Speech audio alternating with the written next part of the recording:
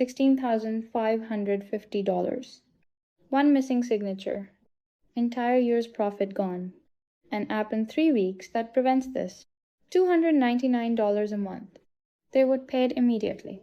Here's what nobody tells you. The highest paying web apps don't solve interesting problems. They solve expensive problems. While founders chase viral apps at $9 a month, regulated industries will pay whatever you ask to avoid catastrophic consequences. I'm using this to build Founder Friend to 10,000 monthly recurring revenue. But most founders fail because they confuse regulated industry with high-paying customer. Pick wrong and nobody pays premium prices. So let me show you 7 ideas where consequences are catastrophic and customers will pay whatever you ask. Not innovative, just terrifying. First idea: medical equipment maintenance tracker for small clinics. Walk into any small diagnostic lab or specialty clinic and ask them where their equipment maintenance records are. Watch what happens. They'll pull out a 3-ring binder, flip through pages of handwritten logs, maybe show you a spreadsheet if you're lucky. Here's what that binder represents. 75,000 additional biomedical technicians are needed by 2032 because medical equipment is getting more complex and there aren't enough people to maintain it. The average clinic has equipment worth hundreds of thousands of dollars sitting idle 42% of the time because they can't track when things need calibration or maintenance. And when critical equipment like an MRI machine or a spectrometer goes down unexpectedly, they lose tens of thousands of dollars per day in revenue. But here's the real cost. When accreditation auditors show up and ask for maintenance histories on specific devices, and the clinic can't produce them, they risk losing their certification. Not a fine. Complete shutdown. They know this is a problem. They've looked for solutions. They've Googled medical equipment management software. And everything they find is either massive hospital-grade CMMS systems that cost $5,000 a month and require dedicated IT staff to run, or generic maintenance software that doesn't understand healthcare compliance requirements at all. So they stick with the binder and the spreadsheet. Not because it works, because it's the least bad option they've found. You can build this with Bubble for the interface and Airtable for the database in under a month. Here's the genius part. Every piece of equipment gets a QR code sticker. When a nurse or technician scans it with their phone, they see the device's last calibration date, digital manuals, and a one-click button to report a fault. Takes 11 seconds. No training required. The backend tracks everything automatically.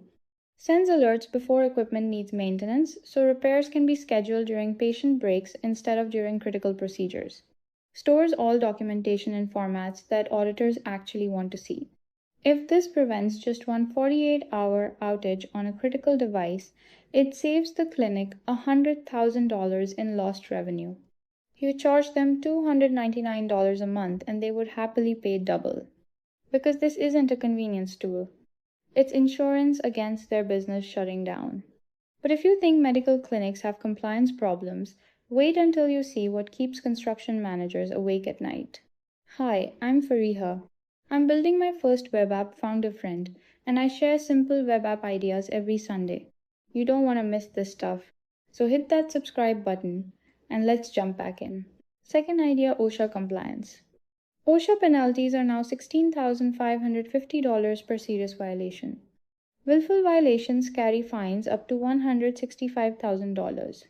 For a small contractor doing 2 to 3 million annually, one failed inspection eliminates their entire year's profit. Here's Monday morning at a construction company preparing for Friday's audit. The safety manager calls site foreman asking for training sign-in sheets. I think they're in my truck, not sure which folder. Calls workers about online training completion. Half don't remember doing it.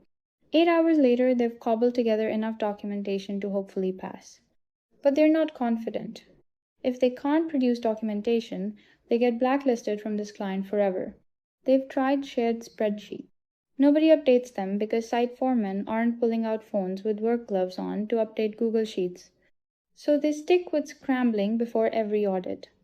Not because it works, because it's the least bad option. You build a mobile-first compliance system using Glide and Airtable.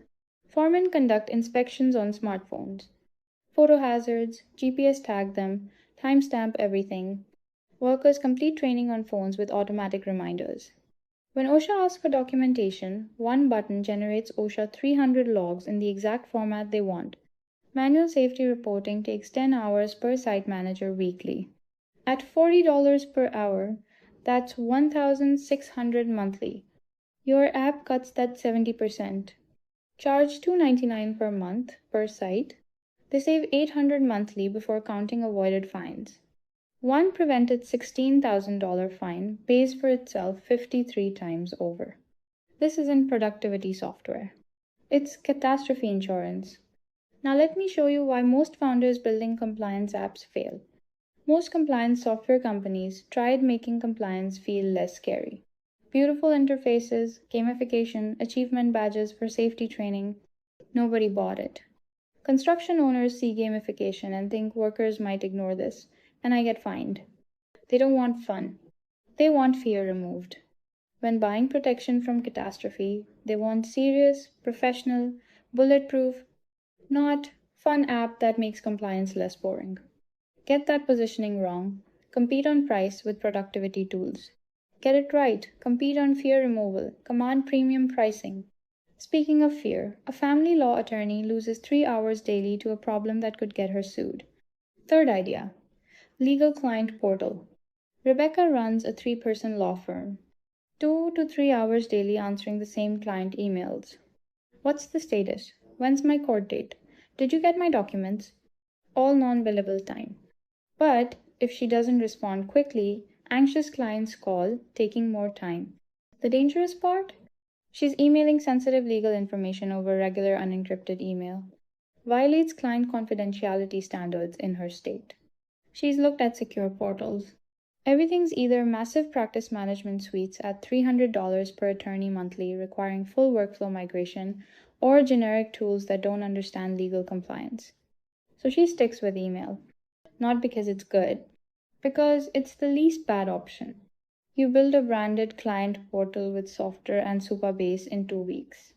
Clients see a visual case timeline, achieved milestones in green, upcoming deadlines, documents organized by category. Premium feature: AI chatbot answers questions using only their specific case documents.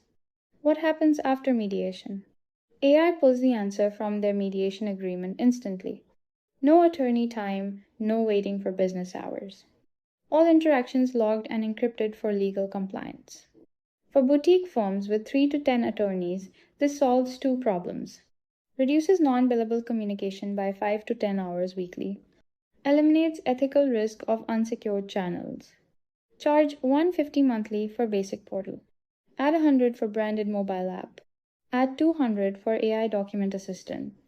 $450 monthly, still cheaper than lost billable hours. Solving a fear problem, not convenience. Client information exposed through unsecured email isn't embarrassing. It's a malpractice lawsuit. Okay, pause for a second. Before we keep going, I need to tell you something important.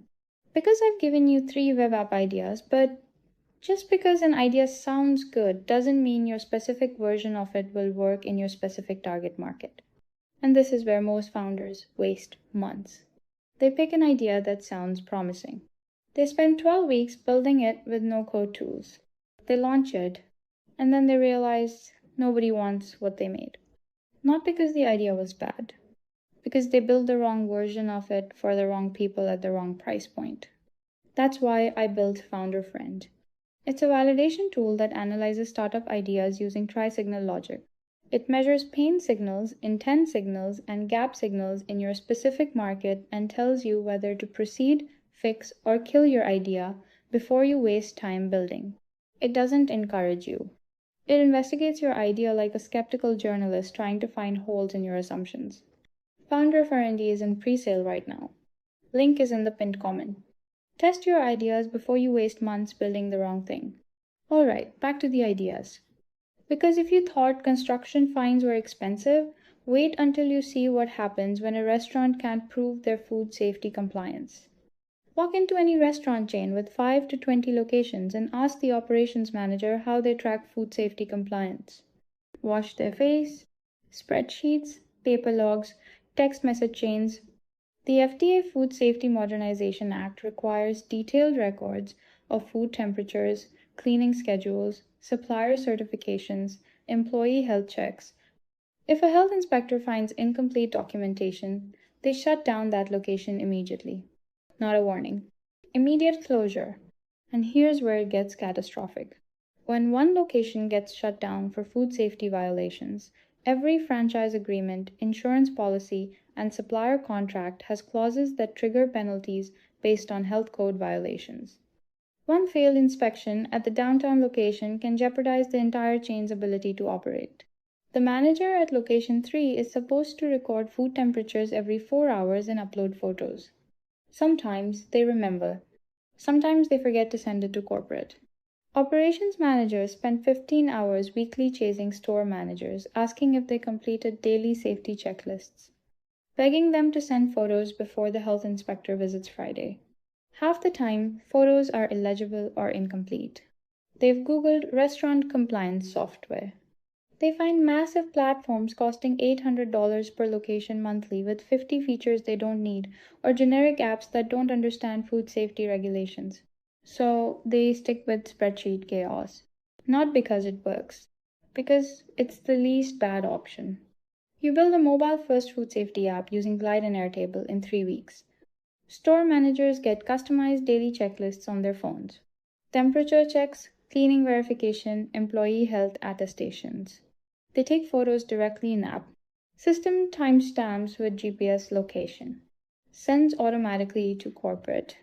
If something doesn't get completed, escalating alerts go to store manager, then regional manager, then operations director.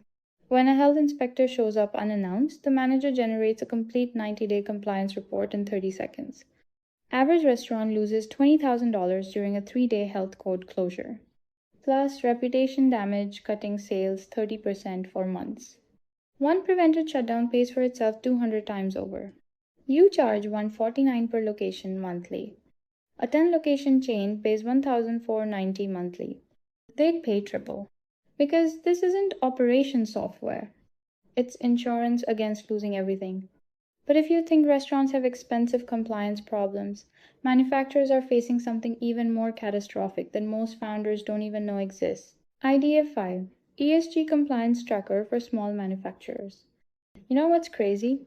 5 years ago, environmental, social, and governance reporting was something only massive corporations worried about to look good in annual reports. But in 2026, it's become mandatory disclosure for Fortune 500 companies, which sounds like it has nothing to do with small manufacturers, until you realize what that actually means. When Ford or Boeing are required to report their carbon emissions, they don't just report what happens in their own factories. They're required to report Scope 3 emissions, which means emissions from their entire supply chain, every single supplier they buy from. So now, small manufacturers with 50 to 200 employees are getting hammered with requests for ESG data from their large corporate customers. We need your annual kilowatt-hour electricity usage. What's your water consumption? Do you have documentation of your waste disposal methods? What percentage of your workforce is from underrepresented groups? And these small manufacturers are completely overwhelmed. They're getting spreadsheet templates from 6 different corporate customers, each one asking for slightly different metrics in slightly different formats.